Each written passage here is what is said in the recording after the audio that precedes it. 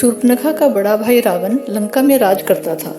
वो अपनी बल प्रताप के लिए तीनों लोकों में विख्यात था। देवता उसके नाम से ही थर थर कांपते थे।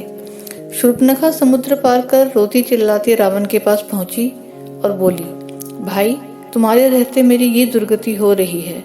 इतना कहकर शूर्पणखा पछाड़ खाकर गिर पड़ी। रावण ने शूर्पणखा को उठाया और पूछा, किसने तेरी नाक काटी है? किसके सर पर काल मंडरा रहा है? बता तो सही। शूर्पणखा ने सारा हाल कह सुनाया। राम लक्ष्मण के बल और रूप की प्रशंसा करते हुए उसने कहा कि उनके साथ एक परम सुंदर स्त्री भी है। उसका नाम सीता है। मैंने समझा कि ऐसी स्त्री लंका के राजमहल के योग्य है। जब उन्हें मालूम हुआ कि मैं तुम्हारी बहन हूँ तो लक्ष्मण ने मेरी नाक काट दी। मेरी नाक जो गई वो तो लौट नहीं सकती, पर उस सुंदरी को अवश्य ले आओ। रावण ने तुरंत अपना आकाशगामी रथ मंगाया और उसमें अकेले ही बैठकर समुद्र पार मारीच के पास पहुंचा। मारीच ने राक्षस राज का उचित सत्कार किया और इस तरह आने का कारण पूछा। रावण ने मारीच को पूरी कहानी बताकर अपना आशय बताया और कहा कि सीता हरण में तुम मेरी सहायता करो। सोने का हिरण बनकर तुम राम लक्ष्मण को आश्रम से दूर ले जाओ, तभी मैं सीता को हर लाऊंगा। रावण की बात सुनकर मारीच के प्राण सूख गए। उसने कहा, मेरी बात माने तो राम से बैर ना करें। मारीच की बात सुनकर रावण बड़ा क्रोधित हुआ और बोला, मैं यहाँ तेरे उपदेश सुनने नहीं आया हूँ, आज्ञा देने आया हूँ। हो सकता है कि राम के बाण से तू बच जाए, लेकिन यदि मेरी बात नहीं मानी तो मैं तुझे अभी मार डालूंगा। मारीच को विवश होकर रावण की बात माननी पड़ी।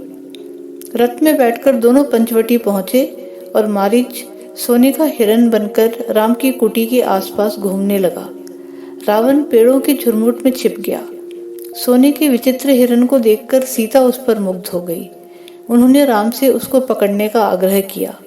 राम को कुछ संदेह तो हुआ, परंतु सीता के कहने पर वे उसके पीछे चल पड़े। लुकता छिपता मारीच राम को बहुत दूर ले गया।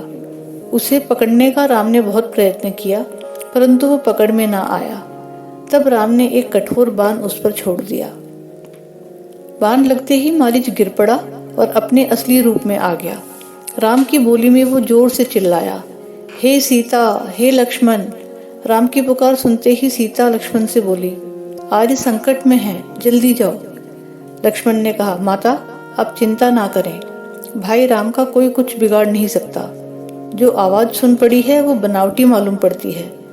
यहाँ राक्षसों का बहुत प्रकोप है, वे हर तरह का छल कर सकते हैं। जब लक्ष्मण किसी तरह उन्हें अकेला छोड़ने को तैयार ना हुए तो सीता लक्ष्मण से नाराज हो गई और बोली, अगर तुम नहीं जा सकते तो मैं ही उन्हें ढूंढने जाती हूँ, और अगर आर्यपुत्र को कुछ हो गया तो मैं भी जीवित नहीं रहूंगी।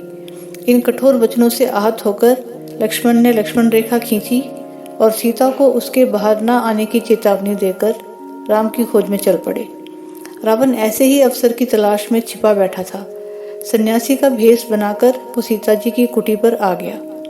सीता जी ने उन्हें लक्ष्मण रेखा के अंदर से ही भिक्षा देनी चाही, पर रावण ने लेने से इनकार कर दिया और कहा कि अगर तुम बाहर आकर साधु को भिक्षा नहीं दे सकती तो मैं भूखा ही चला जाता हूँ। सीता ने जैसे ही बाहर कदम रखा, रावण ने झपटकर सीता जी को उठा लिया और आकाशयान में बिठाकर लंका की ओर चल दिया।